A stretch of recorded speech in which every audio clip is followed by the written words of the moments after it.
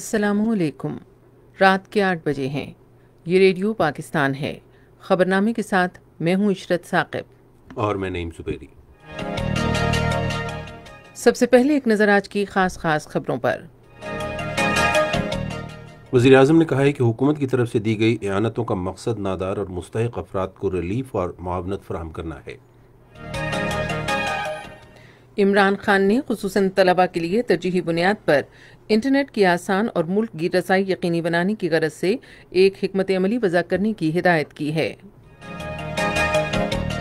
Saint نے آج ایک قرارداد منظور کی جس میں کرونا وائرس کے خلاف صف اول میں لڑنے والے ڈاکٹروں اور معاون طبی عملے کی قربانیوں کو سراہا کیا۔ ملک بھر میں کرونا وائرس سے صحت یاب افراد کی تعداد 2,05,929 تک پہنچ گئی ہے۔ صدر نے معیشت کے استحکام کے لیے ای کامرس کے فروغ کی ضرورت پر زور دیا ہے۔ وزیر اطلاعات نے کہا ہے کہ حکومت نے خیبر پختونخوا کے ضم شدہ اضلاع کو ملک کے دیگر علاقوں کے برابر لانے کے لیے مختلف اقدامات کیے ہیں۔ حکومت نے اب تک ملک بھر میں گندم اور آٹے کی طلب اور رسد کے درمیان توازن برقرار رکھنے کے لیے نجی شعبے کے درآمد کنندگان کو گندم کی درآمد کے 288 پرمٹ جاری کیے ہیں۔ جاپان نے منشیات کی اسمگلنگ اور دہشت گردی کے خلاف جنگ میں پاکستان کی حمایت جاری رکھنے کا یقین دلایا ہے۔ آج ایک سینئر بھارتی سفارتکار کو دفتر خارجہ طلب کر کے کنٹرول لائن پر بھارتی فوج کی بلا اشتعال فائرنگ پر شدید احتجاج کیا گیا جس میں ایک بے گناہ شہری شدید زخمی ہو گیا تھا۔ بھارت میں نیشنل کانگریس پارٹی نے کہا ہے کہ بی جے پی حکومت ذرائع ابلاغ کو خوف زدہ کر کے لداخ میں چین بھارت تنازع کی حقیقت چھپانے پر مجبور کر رہی ہے۔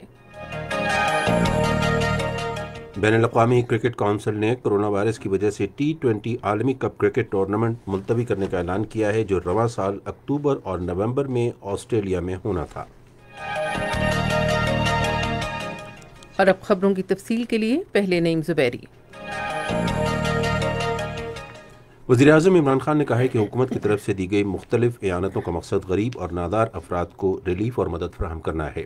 وہ آج اسلام آباد میں مختلف معاشی امور کے بارے میں ایک تھنک ٹینک کے اجلاس کی صدارت کر رہے تھے۔ وزیر اعظم نے سبسڈیز کے پورے نظام کا تفصیلی جائزہ لینے کی ضرورت پر زور دیا تاکہ شفاف انداز میں زیادہ سے زیادہ افراد ان سے استفادہ کر سکیں۔ انہوں نے مشیر خزانہ کو مختلف شعبوں میں حکومت کی طرف سے فراہم کی گئی سہولتوں کا جائزہ لینے اور ان کی جانچ پڑتال کرنے اور ان کی افادیت بڑھانے کے لیے جامع سفارشات مرتب کرنے کی غرض سے خصوصی سیل قائم کرنے کی ہدایت کی۔ احساس ایمرجنسی کیش ٹرانسفر پروگرام کی اہمیت، دائرہ کار اور شفافیت کی تعریف کرتے ہوئے عمران خان نے ضرورت مند اور مستحق افراد کو بجلی، گیس، یوٹیلیٹی سٹورز اور دیگر اعانتوں کی فراہمی کے لیے احساس کیش پروگرام کے ڈیٹا بیس سے استفادہ کرنے کی ہدایت کی۔ وزیر اعظم کو بجلی، گیس، کھادوں، یوٹیلیٹی سٹورز، برآمدات، ہاؤسنگ، احساس، نیشنل ہائی وے اتھارٹی اور دیگر سرکاری اداروں کے بجٹ اور سبسڈیز کے بارے میں بریفنگ دی گئی۔ وزیر اعظم عمران خان نے خصوصاً طلباء کو انٹرنیٹ کی آسان اور ملک گیر رسائی یقینی بنانے اور اس حوالے سے مسائل ترجیحی بنیادوں پر حل کرنے کے لیے حکمت عملی وضع کرنے کی ہدایت کی ہے۔ انہوں نے یہ بات آج اسلام آباد میں علم پر مبنی معیشت کے فروغ، سیرت النبی صلی اللہ علیہ وآلہ وسلم اور اعلیٰ تعلیم کے حوالے سے تحقیقی مرکز کے قیام سے متعلق مختلف مجوزہ منصوبوں پر پیش رفت کا جائزہ لینے کے لیے ایک اجلاس کی صدارت کرتے ہوئے کہی۔ وزیر اعظم نے کہا کہ جدید تعلیم کا فروغ حکومت کی ترجیح ہے۔ انہوں نے کہا کہ پاکستانی نوجوانوں میں انفارمیشن ٹیکنالوجی کے شعبے میں بے پناہ صلاحیتیں موجود ہیں اور ان کی صلاحیتوں کے نکھار کے لیے سازگار ماحول فراہم کرنے کی ضرورت ہے۔ عمران خان نے سیرت النبی صلی اللہ علیہ وآلہ وسلم مرکز کی بروقت تکمیل کی بھی ہدایت کی تاکہ اس حوالے سے تحقیقی سرگرمیوں کا آغاز ہو سکے۔ وزیر اعظم عمران خان نے سعودی فرمانروا اور خادم حرمین شریفین شاہ سلمان بن عبدالعزیز کی جلد صحت یابی، اچھی صحت اور درازی عمر کے لیے دعا کی ہے۔ انہوں نے ایک ٹویٹ میں کہا کہ پاکستان کی حکومت اور عوام بھی شاہ سلمان بن عبدالعزیز کی صحت یابی کے لیے اپنے سعودی بھائیوں کے ساتھ دعا گو ہیں۔ سعودی عرب کی شاہی عدالت نے آج اعلان کیا ہے کہ شاہ سلمان بن عبدالعزیز ال سعود پتے کی سوزش کے باعث طبی معائنے کے لیے آج ریاض کے ایک اسپتال میں داخل ہوئے ہیں۔ سینٹ نے کرونا وائرس کے خلاف جنگ میں صف اول میں لڑنے والے ڈاکٹروں اور معاون عملے کی قربانیوں کے اعتراف میں آج ایک قرارداد منظور کی۔ یہ قرارداد محسن عزیز نے اس وبائی مرض کے بڑھتے خطرات کے باوجود مریضوں کی بڑی تعداد کا علاج کرنے والے ڈاکٹروں اور معاون طبی عملے کے مثبت کردار کو سراہنے کے لیے پیش کی۔ ایوان میں سینیٹر محسن عزیز کی طرف سے پیش کردہ ایک تحریک کا جواب دیتے ہوئے پارلیمانی امور کے وزیر علی محمد خان نے کہا کہ حکومت عوام کو ریلیف فراہم کرنے کے لیے مسابقتی کمیشن کو مضبوط کرے گی۔ انہوں نے کہا کہ حکومت بڑے تاجروں کی اجارہ داری ختم کرنے کے لیے اقدامات کر رہی ہے۔ انہوں نے کہا کہ محدود وسائل کے باوجود مسابقتی کمیشن نے 2007 سے مختلف شعبوں میں تحقیقات کرا کے اور قاتلز کے قیام پر جرمانہ عائد کر کے اچھی کارکردگی دکھائی ہے۔ بحث میں حصہ لینے والوں میں میاں عتیق شیخ، عثمان خان کاکڑ اور سراج الحق شامل تھے۔ آج سینٹ میں بلوچستان اسمبلی کی نشستوں میں اضافے کے حوالے سے آئینی ترمیمی بل 2019 متفقہ طور پر منظور کیا گیا۔ اس حوالے سے سینیٹر نصیب اللہ بازئی کی جانب سے تحریک پیش کی گئی۔ یہ بل بلوچستان میں حلقوں کے وسیع علاقوں کو مد نظر رکھتے ہوئے پیش کیا گیا۔ سینٹ میں آج 2 بل پیش کیے گئے۔ ان میں آئینی ترمیمی بل 2020 اور مسلم فیملی لاز ترمیمی بل 2020 شامل ہیں۔ آج قومی اسمبلی کو بتایا گیا کہ صحت انصاف کارڈز پروگرام کے تحت 70 لاکھ کنبوں کا اندراج کیا گیا ہے، جس کا مقصد لوگوں کو اسپتالوں میں علاج کی مفت سہولتیں مہیا کرنا ہے۔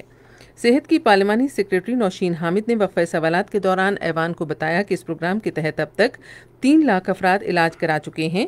انہوں نے کہا کہ اس اسکیم پر 10 ارب روپے کی رقم خرچ کی جا چکی ہے۔ نوشین حامد نے کہا کہ دواساز کمپنیوں نے کورونا وائرس کی وبا کے دوران ادویات کی قیمتوں میں اضافہ نہ کرنے پر اتفاق کیا تھا۔ انہوں نے کہا کہ اگر اس سال ستمبر سے پہلے ادویات کی قیمتیں بڑھائی گئیں تو کارروائی کی جائے گی۔ ریلوے کے بارے میں پارلیمانی سیکریٹری فروخ حبیب نے کہا کہ $7 ارب کے ML1 منصوبے کے تحت ریلوے کے ڈھانچے کی اپ گریڈیشن سے حادثات کی روک تھام ممکن ہوگی۔ مذہبی امور کے وزیر نور الحق قادری نے ایوان کو بتایا کہ زائرین کی فلاح و بہبود کا فنڈ قائم کیا گیا ہے اور اس میں موجود رقم پاکستان اور سعودی عرب میں زائرین کی بہتری پر خرچ کی جائے گی۔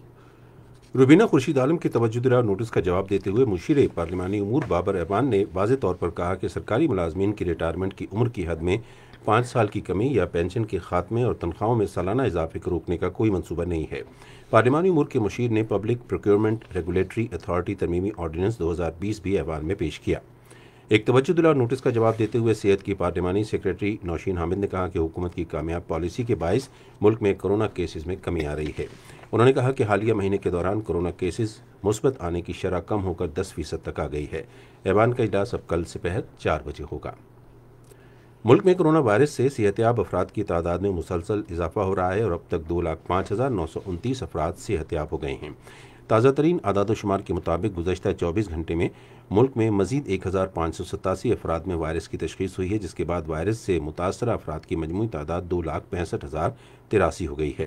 سندھ میں 1,13,007، پنجاب میں 90,191، خیبر پختونخوا میں 32,086، بلوچستان میں 11,436، اسلام آباد میں 14,599، گلگت بلتستان میں 1,849 اور آزاد کشمیر میں اس وائرس کے 1,915 مریض ہیں۔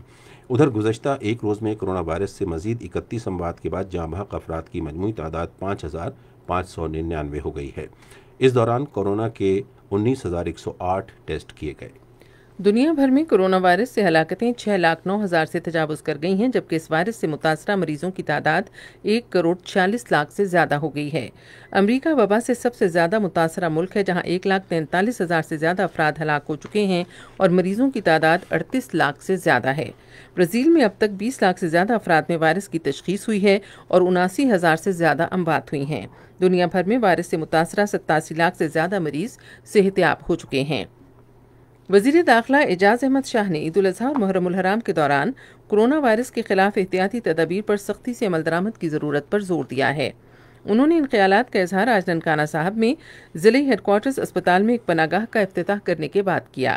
وزیر داخلہ نے کہا کہ حکومت محرم الحرام کے دوران احتیاطی تدابیر پر عمل درآمد یقینی بنائے گی۔ انہوں نے کہا کہ اسپتال کی پناہ گاہ میں مریضوں کے تیمارداروں کو تمام ضروری سہولتیں فراہم کی جائیں گی۔ انہوں نے کہا کہ ننکانہ صاحب کو مثالی ضلع بنایا جائے گا۔ یہ خبریں آپ ریڈیو پاکستان سے سن رہے ہیں۔ صدر ڈاکٹر عارف علوی نے کہا ہے کہ معیشت کے استحکام کے لیے ای کامرس ناگزیر ہے، کیونکہ یہ دور دراز کی منڈیوں تک رسائی، کاروباری لاگت میں کمی اور روزگار کے مواقع پیدا کرتی ہے۔ انہوں نے یہ بات آج اسلام آباد میں ای کامرس کے ایک اجلاس کی صدارت کرتے ہوئے کہی، جس میں ملک میں ای کامرس پالیسی کے نفاذ کے حوالے سے لایا عمل کا جائزہ لیا گیا۔ صدر نے کہا کہ ای کامرس چھوٹے اور درمیانے درجے کے کاروبار کو پاکستان آن لائن مارکیٹ اور بین الاقوامی ای کامرس پلیٹ فارموں کے ذریعے عالمی منڈیوں تک منسلک کر کے وسیع مواقع فراہم کرتی ہے۔ اطلاعات و نشریات کے وزیر شبلی فراز نے کہا ہے کہ حکومت نے خیبر پختونخوا میں ضم کیے گئے قبائلی اضلاع کو ملک کے دوسرے حصوں کے برابر لانے کے لیے مختلف اقدامات کیے ہیں۔ انہوں نے یہ بات ضم شدہ قبائلی علاقوں میں صوبائی اسمبلی کے انتخابات کا 1 سال مکمل ہونے پر آج اسلام آباد میں ایک نیوز کانفرنس سے خطاب کرتے ہوئے کہی۔ ہماری حکومت میں اور خاص طور پہ پرائم منسٹر صاحب کا ایک خاص تعلق ہے، ایک دلی تعلق ہے ٹرائبل ایریاز کے ساتھ۔ وہ جب اپنے سیاست کے شروع کے دنوں میں بھی ایز اسپورٹس مین بھی تو وہ ادھر اکثر جاتے رہتے تھے، تو انہوں نے اس چیز کو بڑی توجہ دی اور یہ طے پایا کہ 25ویں ترمیم کے تحت ان کو ضم کیا جائے خیبر پختونخوا کے ساتھ۔ اس ضم کرنے کا مقصد یہ تھا کہ وہی فیسلٹیز، وہی حقوق ان کو بھی ملیں جو کہ پہلے ان کو نہیں ملتے تھے۔ وفاقی وزیر نے کہا کہ عدالتوں کے دائرہ اختیار کو خیبر پختونخوا میں ضم شدہ اضلاع تک توسیع دینے سے عوام کو انصاف کی آسانی سے فراہمی ممکن ہوگی۔ انہوں نے کہا کہ ضم شدہ قبائلی علاقوں کے لیے 100 ارب روپے کے تاریخی فنڈز کا اعلان کیا گیا۔ انہوں نے کہا کہ مقامی افراد کو صحت کی مفت سہولتوں کی فراہمی کے لیے صحت انصاف کارڈ پروگرام شروع کیا گیا ہے۔ انہوں نے کہا تقریباً 28,000 لیویز اور خاصہ داروں کو پولیس میں مرج کر دیے گیا۔ اس کی ایک جو وزڈم ہے وہ یہ بھی ہے کہ چونکہ لوکل لوگ تھے، ہر چیز سے وہ واقف ہیں، ٹرائبل علاقے ہیں، ان کی اپنی ایک کلچر ہے، ایک تاریخ ہے، ایک ان کا زندگی گزارنے کا ایک خاص طریقہ ہے، وہ ساری چیزیں اس میں ریفلیکٹ ہوں گی، جس کی وجہ سے یہ کامیاب ہوگا۔ وہاں کی پولیس کو اس طرح ضم کرنے سے یہ اچیو ہوگا۔ شبلی فراز نے کہا کہ سابق فاٹا کو قومی دھارے میں لانا ایک طویل مدتی منصوبہ ہے اور حکومت اس کے لیے کوششیں جاری رکھے گی۔ بھارتی فوج نے جنگ بندی کی ایک بار پھر بلا اشتعال خلاف ورزی کرتے ہوئے کنٹرول لائن کے باغسر سیکٹر میں شہری آبادی کو نشانہ بنایا ہے۔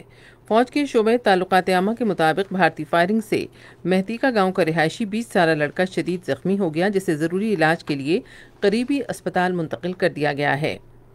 ایک سینئر بھارتی سفارتکار کو آج دفتر خارجہ طلب کر کے کنٹرول لائن پر قابض بھارتی فورسز کی طرف سے جنگ بندی کی خلاف ورزیوں پر، جن میں ایک بے گناہ شہری شہید ہوا، پاکستان کی طرف سے شدید احتجاج کیا گیا۔ دفتر خارجہ کی ترجمان عائشہ فاروقی نے ایک بیان میں قابض بھارتی فورسز کی طرف سے بے گناہ شہریوں کو نشانہ بنانے کی مذمت کی۔ انہوں نے بھارت پر زور دیا کہ وہ 2003 کے جنگ بندی معاہدے کا احترام کرے، اس واقعے سمیت جنگ بندی کی خلاف ورزیوں کے دوسرے واقعات کی تحقیقات کرے، کنٹرول لائن اور ورکنگ باؤنڈری پر امن برقرار رکھے۔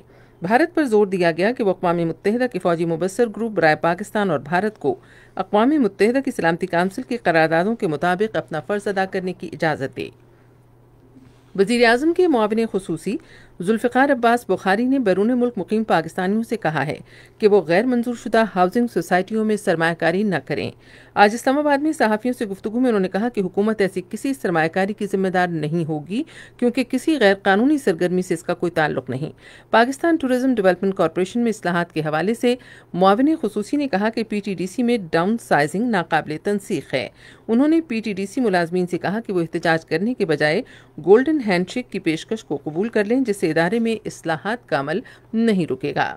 جاپان نے منشیات کی اسمگلنگ اور دہشت گردی کے خلاف جنگ میں پاکستان کی حمایت جاری رکھنے کا یقین دلایا ہے۔ پاکستان میں جاپان کے سفیر میٹسوڈا کونے نوری نے آج اسلام آباد میں ایک تعزیتی پیغام میں 2 روز قبل بلوچستان کے ضلع مشخیل میں انسداد منشیات فورس کے حکام پر دہشت گردوں کے حملے کی شدید مذمت کی، جس کے نتیجے میں 2 حکام شہید اور دیگر شدید زخمی ہو گئے۔ جاپانی سفیر نے کہا کہ منشیات کی اسمگلنگ کی روک تھام عالمی برادری کے لیے بڑا اور اہم مسئلہ ہے، کیونکہ اس سے معاشرے کو نقصان پہنچ رہا ہے اور دہشت گرد گروپوں کی مالی معاونت بھی ہو رہی ہے۔ حکومت نے اب تک ملک بھر میں گندم اور آٹے کی طلب اور رسد کے درمیان توازن برقرار رکھنے کے لیے نجی شعبے کے درآمد کنندگان کو گندم کی درآمد کے 288 پرمٹ جاری کیے ہیں۔ یہ بات وزارت قومی تحفظ خوراک و تحقیق کے فوڈ سیکیورٹی کمشنر ڈاکٹر امتیاز احمد گوپانگ نے آج اسلام آباد میں صحافیوں سے گفتگو کرتے ہوئے بتائی۔ انہوں نے کہا کہ کابینہ کی اقتصادی رابطہ کمیٹی کے فیصلے کے مطابق گندم کی درآمد کے پرمٹ جاری کیے گئے ہیں۔ پیٹرولیم کے بارے میں وزیر اعظم کے معاون خصوصی ندیم بابر نے کہا ہے کہ حکومت مائع قدرتی گیس کے بارے میں ایک طویل مدتی پالیسی تیار کر رہی ہے، جس کا مقصد ایل پی جی کی مقامی سطح پر پیداوار میں اضافہ اور اس کی قیمتیں مستحکم کرنا اور اس کی بلا تعطل فراہمی یقینی بنانا ہے۔ وہ ایل پی جی صنعت کے ایک مشترکہ وفد سے گفتگو کر رہے تھے، جس نے ان سے آج اسلام آباد میں ملاقات کی۔ معاون خصوصی نے کہا کہ حکومت مارکیٹنگ کمپنیوں اور ڈسٹریبیوٹرز کے لیے مقامی سطح پر پیدا ہونے والی اور درآمد شدہ ایل پی جی میں فرق ختم کرنے کے لیے ایل پی جی کی قیمتوں کے تعین کا ایک فارمولہ وضع کرے گی۔ یہ خبریں ریڈیو پاکستان سے نشر کی جا رہی ہیں۔ مقبوضہ کشمیر میں بڑے پیمانے پر کشمیریوں کا قتل عام کرنے کے لیے 30,000 سے زیادہ تربیت یافتہ ہندوتوا دہشت گردوں کو علاقے میں لایا گیا ہے۔ کشمیر میڈیا سروس نے سری نگر میں اپنے ذرائع کے حوالے سے یہ چونکا دینے والا انکشاف کیا ہے کہ کورونا وائرس کی آڑ میں عوامی نقل و حرکت پر سخت پابندیوں کے دوران بھارتی فوج روزانہ کی بنیاد پر ہندوتوا سے وابستہ ہزاروں دہشت گردوں کو سڑک اور ہوائی راستے سے مقبوضہ کشمیر لانے میں مصروف ہے۔ RSS، VHP، شیو سینا جیسے انتہا پسند ہندو گروپوں سے وابستہ ان دہشت گردوں کو تلوار اور آتشی اسلحے کے استعمال کی تربیت دی گئی ہے، جس کا مظاہرہ رواں سال فروری میں نئی دہلی میں مسلم کش فسادات کے دوران کیا گیا تھا۔ ایک مقامی پولیس افسر نے اس رپورٹ کی تصدیق کرتے ہوئے کہا کہ ہندوتوا دہشت گردوں کے بڑے پیمانے پر داخلے کی براہ راست نگرانی بھارتی وزیر داخلہ امت شاہ اور وزیر دفاع راج ناتھ سنگھ کر رہے ہیں۔ انہوں نے کہا کہ ان دہشت گردوں کو وادی بھر میں قائم بھارتی فوج کی مختلف چھاونیوں اور کیمپوں میں رکھا جا رہا ہے۔ گزشتہ 24 گھنٹے بھارتی فوج اور معاون فوجی دستوں کے لیے انتہائی سخت ثابت ہوئے ہیں، کیونکہ ان کو مختلف واقعات میں 3 فوجیوں کی غیر طبعی موت کا سامنا کرنا پڑا۔ ادھر کشمیر کونسل یورپ کے چیئرمین علی رضا سید نے برسلز میں ایک بیان میں اقوام متحدہ پر زور دیا کہ وہ تنازع کشمیر کے حوالے سے اپنی قراردادوں پر عمل درآمد کرانے کے لیے اپنا اثر و رسوخ استعمال کرے۔ بھارت میں حزب اختلاف کی جماعت کانگریس کے رہنما راہل گاندھی نے کہا ہے کہ بھارتیہ جنتا پارٹی منظم جھوٹ بول رہی ہے۔ انہوں نے ایک ٹویٹ میں کہا کہ یہ بھرم جلد ٹوٹ جائے گا اور بھارت کو اس کی قیمت چکانا پڑے گی۔ راہل گاندھی نے کہا کہ بھارتیہ جنتا پارٹی کی حکومت مشرقی لداخ میں بھارت چین تنازع کی حقیقت چھپانے کے لیے ذرائع ابلاغ پر پابندیاں عائد کر رہی ہے۔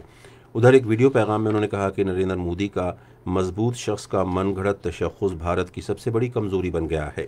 انہوں نے کہا کہ چینی آج ہمارے علاقے میں بیٹھے ہوئے ہیں اور وزیر اعظم مودی سر عام کہہ رہے ہیں کہ ایسا نہیں ہے، جس کا مطلب ہے کہ وہ اپنے تشخص کا دفاع کر رہے ہیں۔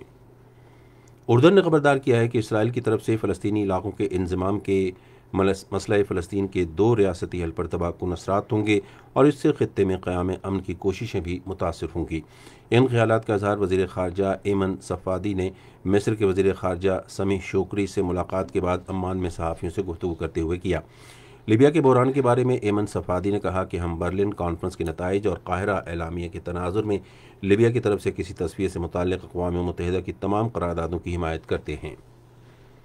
نائجیریا میں ڈاکوؤں کے گروہ نے اچانک حملے میں 23 فوجی ہلاک ہو گئے۔ سیکیورٹی ذرائع کے مطابق صوبہ کیٹسینا کے ضلع جیبیا میں فوجیوں پر حملہ اس وقت ہوا جب وہ ایک جنگل سے گزر رہے تھے۔ ریڈیو خبرنامے میں ملکی اور بین الاقوامی خبریں آپ نے سنی، اور اب پیش ہیں کھیلوں کی خبریں۔ بین الاقوامی کرکٹ کونسل نے رواں برس اکتوبر نومبر میں آسٹریلیا میں ہونے والا T20 عالمی کپ ملتوی کر دیا۔ ٹورنامنٹ کورونا وائرس کی وبا کے باعث ملتوی کیا گیا ہے۔ شیڈول کے مطابق یہ عالمی کپ اب اگلے برس اکتوبر نومبر میں ہوگا۔ پاکستان کرکٹ بورڈ اگلے چند ماہ میں ملک کا سب سے بڑے first class tournament Quaid Azam trophy کے انعقاد کا ارادہ رکھتا ہے، جو کورونا وائرس کے خطرے کے پیش نظر محفوظ ماحول میں منعقد کیا جائے گا۔ میڈیا رپورٹ کے مطابق PCB کے ترجمان نے کہا کہ ستمبر سے اکتوبر تک فرسٹ کلاس میچوں کے انعقاد کے لیے کراچی، لاہور اور راولپنڈی میں سے 2 شہروں کا انتخاب ہوگا۔ انہوں نے کہا کورونا وائرس کے خطرے کے باعث ضابطہ کار پر سختی سے عمل کرنا ہوگا۔ 6 ریجنل ٹیموں کی حتمی تشکیل کے بعد حال ہی میں تیار کی گئی کیٹیگریز کے ساتھ کھلاڑیوں کے نئے کانٹریکٹ کا اعلان ہوگا۔ پاکستان ہینڈ بال فیڈریشن کے زیر اہتمام ہینڈ بال کا 7 روزہ آن لائن کوچنگ کورس آج ختم ہو گیا۔ کورس میں ملک اور بیرون ملک سے 300 سے زیادہ کوچز اور کھلاڑیوں نے حصہ لیا۔ کراچی اسپورٹس فاؤنڈیشن مستحق ایتھلیٹس، کوچز اور گراؤنڈ سٹاف کے لیے مفت کورونا کیمپ کا اہتمام کرے گی۔ اس سلسلے میں صدر وسیم ہاشمی نے کہا کہ اس کیمپ کے لیے رجسٹریشن کا عمل شروع ہو چکا ہے۔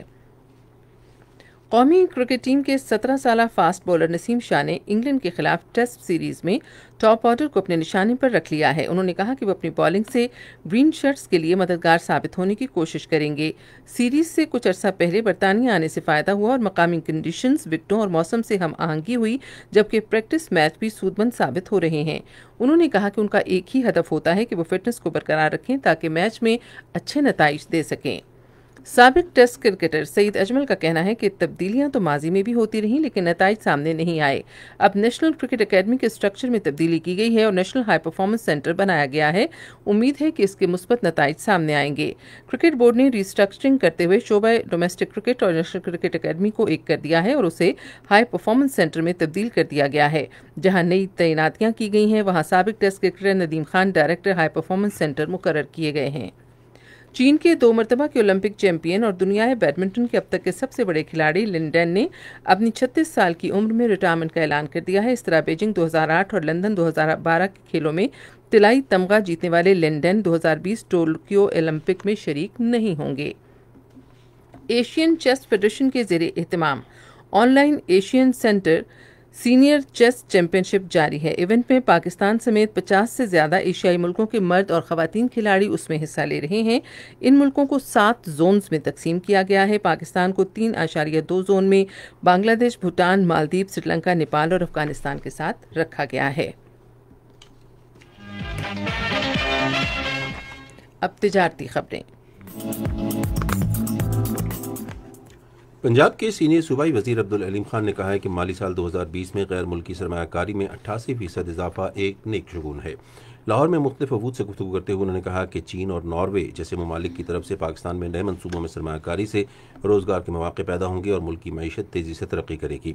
عبدالعلیم خان نے کہا کہ وزیر اعظم عمران خان کا وژن ملک کی ترقی اور خوشحالی اور تمام مشکلات اور چیلنجوں پر قابو پانا ہے۔ سینئر صوبائی وزیر نے کہا کہ پاکستان کے مختلف شعبوں میں کثیر غیر ملکی سرمایہ کاری وزیر اعظم عمران خان پر مکمل اعتماد کا اظہار ہے، کیونکہ دنیا جانتی ہے کہ پاکستان کی موجودہ قیادت گزشتہ حکومتوں کی طرح دکھاوے کے اقدامات کے بجائے حقیقت پر ترقی پر یقین رکھتی ہے۔ Pakistan carpet manufacturers and exporters ایسوسی ایشن نے حکومت پر نئی تجارتی پالیسی کے مسودے کی حتمی منظوری سے قبل تمام متعلقہ فریقوں سے مشاورت پر زور دیا ہے۔ ایسوسی ایشن کے صدر محمد اسلم طاہر نے ایک بیان میں زیادہ سے زیادہ سنگل کنٹری نمائشوں کے انعقاد پر زور دیا، کیونکہ اب کورونا وبا میں کمی واقع ہو رہی ہے۔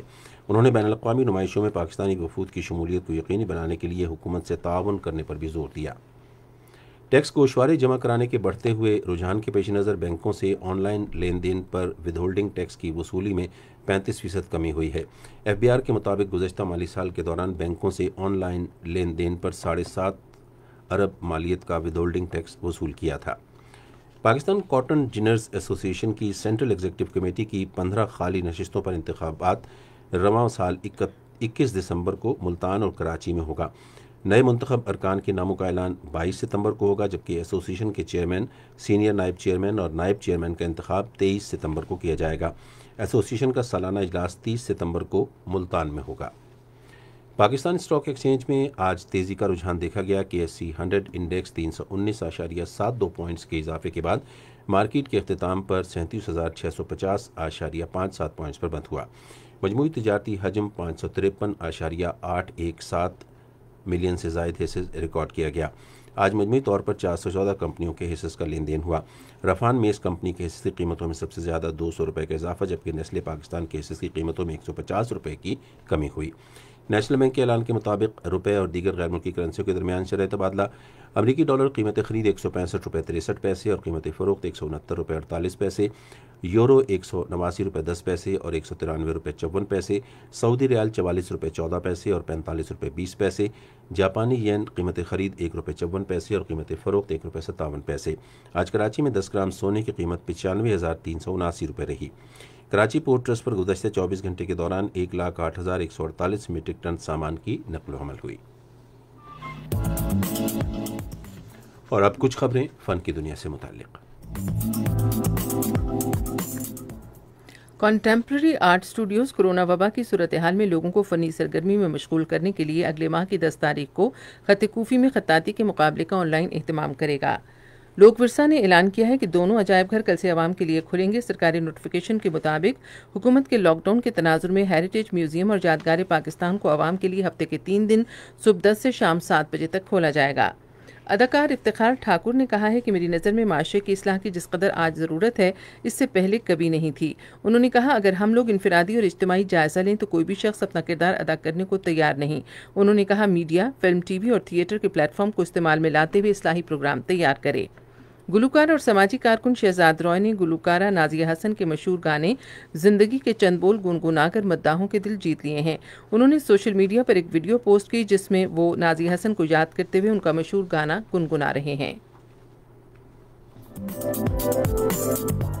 اب چلتے ہیں سائنس کی دنیا میں۔ متحدہ عرب امارات نے اپنا تاریخی خلائی تحقیقاتی مشن ہوپ پروب مریخ پر بھیجا ہے، جو عرب دنیا سے بھیجا جانے والا پہلا خلائی مشن ہے۔ مشن کو لے جانے والا خلائی جہاز جاپان کے خلائی مرکز تانے گاشیما سے خلا میں چھوڑا گیا، جو مریخ پر پہنچنے کے لیے تقریباً 50 کروڑ کلومیٹر سفر طے کرے گا۔ عالمی یوم ایموجی کے موقع پر فیس بک، گوگل اور ایپل نے انسانی رویوں اور خیالات کے اظہار کے لیے نئی ایموجیز پیش کر دی ہیں۔ تینوں کمپنیوں نے محسوس کیا ہے کہ کئی ماہ کے لاک ڈاؤن اور گھروں تک محدود رہنے کے دوران عوام نے اپنے پیاروں سے آن لائن رابطہ کیا، اور اس واحد ذریعے میں اپنے اظہار کی تلاش کے لیے انہیں گرافکس اور ایموجی درکار ہیں۔ اسی بنا پر تینوں کمپنیوں نے درجنوں نئے ایموجیز پیش کیے ہیں جو ہمارے جذبات کی ترجمانی کو آسان بناتے ہیں۔ امریکی خلائی ادارے ناسا نے خبردار کیا ہے کہ لندن آئی جتنی جسامت کا سیارچہ 24 جولائی کو زمین کے قریب سے گزرے گا۔ غیر ملکی خبررساں ادارے کے مطابق 24 جولائی بروز جمعہ زمین کے پاس سے گزرنے والے سیارچے کو اسٹرائیڈ 2020 ND کا نام دیا گیا ہے۔ برطانوی ماہرین کا کہنا ہے کہ اگر چٹانوں اور پتھروں کا صفوف پاؤڈر بنا کر فصلوں پر چھڑک دیا جائے تو وہ فصلیں ہوا سے کاربن ڈائی آکسائیڈ جذب کرنے کے قابل ہو جائیں گی۔ اور اب ملک بھر کے موسم کی صورتحال ماہر موسمیات داؤد خان سے۔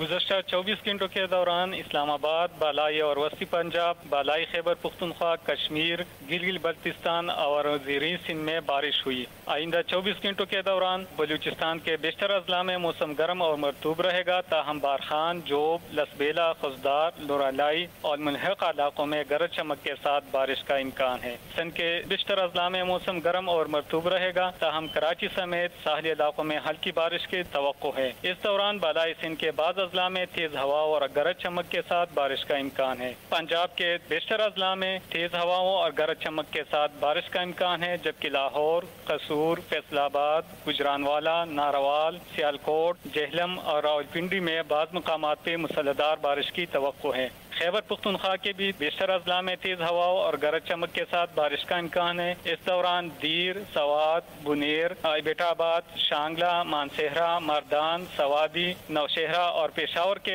اضلاع میں بعض مقامات پہ مسلسل بارش کی توقع ہے۔ اسلام آباد میں بھی آئندہ 24 گھنٹوں کے دوران گرج چمک اور تیز ہواؤں کے ساتھ بارش کا امکان ہے۔ کشمیر میں بھی آئندہ 24 گھنٹوں کے دوران تیز ہواؤں اور گرج چمک کے ساتھ مسلسل بارش کا امکان ہے۔ گلگت بلتستان میں بھی آئندہ 24 گھنٹوں کے دوران بارش کی توقع ہے۔ آج ریکارڈ کیے گئے سب سے زیادہ درجہ حرارت شہید بن نذیر آباد میں 45 ڈگری سینٹی گریڈ ہے۔ ملک کے مختلف شہروں میں ریکارڈ کیے گئے زیادہ سے زیادہ درجہ حرارت: اسلام آباد 34، لاہور 34، کراچی 35، پشاور 39، کوئٹہ 39، مظفر آباد 40، گلگت 35، سری نگر 33، جموں 35، لیہ 23، پلوامہ 31، اننت ناگ 30، شوپیہ 26 اور بارہمولہ میں بھی 26 ڈگری سینٹی گریڈ ریکارڈ کیے گئے ہیں۔ اہم خبروں کا خلاصہ ایک بار پھر۔ وزیر اعظم نے کہا ہے کہ حکومت کی طرف سے دی گئی اعانتوں کا مقصد نادار اور مستحق افراد کو ریلیف اور معاونت فراہم کرنا ہے۔ عمران خان نے خصوصاً طلباء کے لیے ترجیحی بنیاد پر انٹرنیٹ کی آسان اور ملک گیر رسائی یقینی بنانے کی غرض سے ایک حکمت عملی وضع کرنے کی ہدایت کی ہے۔ سینٹ نے آج ایک قرارداد منظور کی جس میں کرونا وائرس کے خلاف صف اول میں لڑنے والے ڈاکٹرز اور معاون طبی عملے کی قربانیوں کو سراہا گیا۔